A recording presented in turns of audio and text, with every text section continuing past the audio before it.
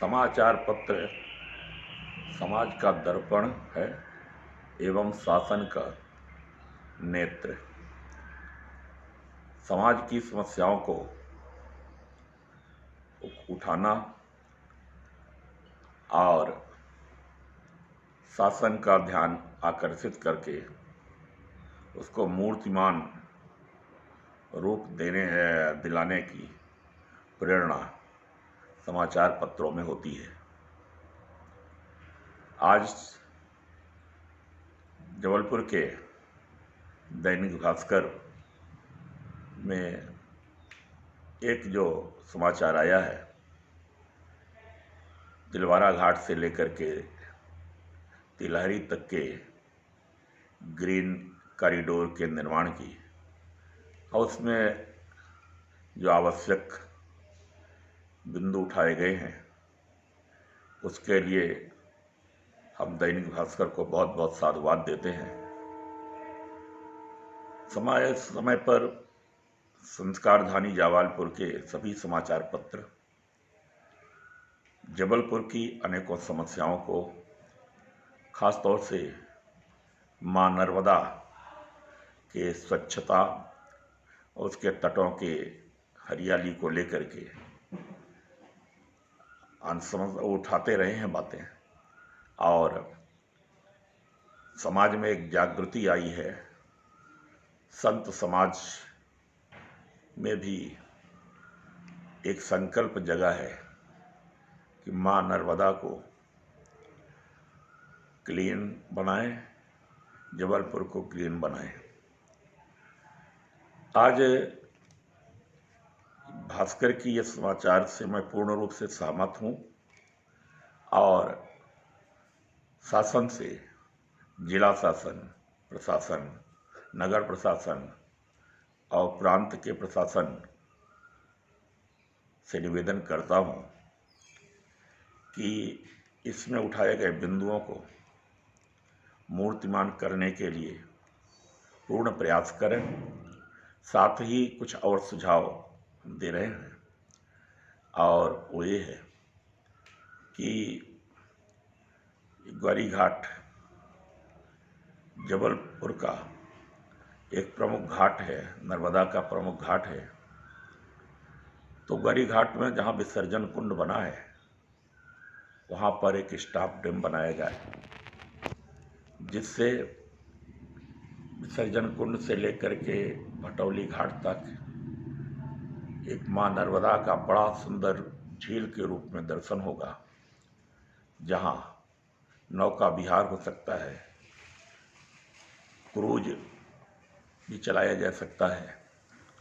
साथ ही ग्वारी घाट और जिलहरी घाट के बीच नर्मदा दो धारों में विभाजित होकर बहती है। एक धारा उत्तरी किनारे पर बहती है और दूसरी धारा दक्षिण किनारे पर। बीच में नर्मदा द्वीप बन जाता है। तो इस नर्मदा द्वीप को भी विकसित किया जाए, और हरिद्वार के तर्ज पर या छोटे छोटे पुल इस पार से उस पार आने जाने के लिए बनाए जाए, और नर्मदा द्वीप में हरियाली हो, पर्यटकों के बैठने का स्थान हो, और किस प्रकार से उसे स्वच्छ रखा जा सकता है, इस पर भी विचार किया जाना चाहिए। यदि यहाँ स्टॉप डैम बनता है तो इसका एक लाभ तो ये होगा कि भटौली तक नौका विहार का बड़ा अच्छा मार्ग मिल जाएगा। दूसरी बात, समय समय पर पर्वों पर कभी कभी नर्मदा के घाट पर, जिलहरी घाट, उमा घाट, ग्वारी घाट में जल अधिक मात्रा से ज़्यादा हो जाता है, और कभी कभी आवश्यकता से कम हो जाता है, जिसके कारण भक्तों को, श्रद्धालुजनों को, स्नानार्थियों को असुविधाएं होती है। यदि स्टॉप डैम बनाया जाए तो इसके द्वारा जल का नियंत्रण किया जा सकता है, और दिन भर घाटों में उतना ही जल छोड़ा जाए जितना जरूरी है, जल अधिक होने पर उसे दिन में रोका जाए और रात्रि में उसे रिलीज कर दिया जाए। जल कम हो तो रात्रि में उसे कलेक्ट किया जाए उस डैम में, और प्रातःकाल इसको जितना ज़रूरत है उतना छोड़ा जाए। यदि ये कार्य होता है तो इसका एक लाभ है, धुआंधार को भी मिलेगा।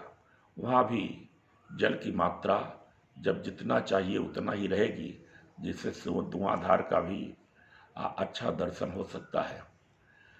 और इस संबंध में नगर के बुद्धिजीवी साधु संत भी चिंतन करें, और सभी समाचार पत्रों से मेरा निवेदन है कि इन समस्याओं को उठाएं और ये संस्कारधानी जाबालपुरम की गरिमा को बढ़ाएं, और यह माँ नर्मदा का बढ़िया श्रृंगार होगा। पर्यटकों के लिए एक सुरम्य स्थान होगा और भक्त जनों के लिए माँ का पूजन होगा। तो इसके लिए मैं पुनः दैनिक भास्कर को धन्यवाद देता हूँ, और दैनिक भास्कर के साथ और भी नगर के जितने समाचार पत्र हैं उनसे भी मैं आग्रह करता हूँ कि वे नगर की, खासतौर नर्मदा जी की इस प्रकार की समस्याएं उठाएं, अपना सुझाव दें और सरकार को उसे कार्यान्वित करने की प्रेरणा दें। सभी को धन्यवाद।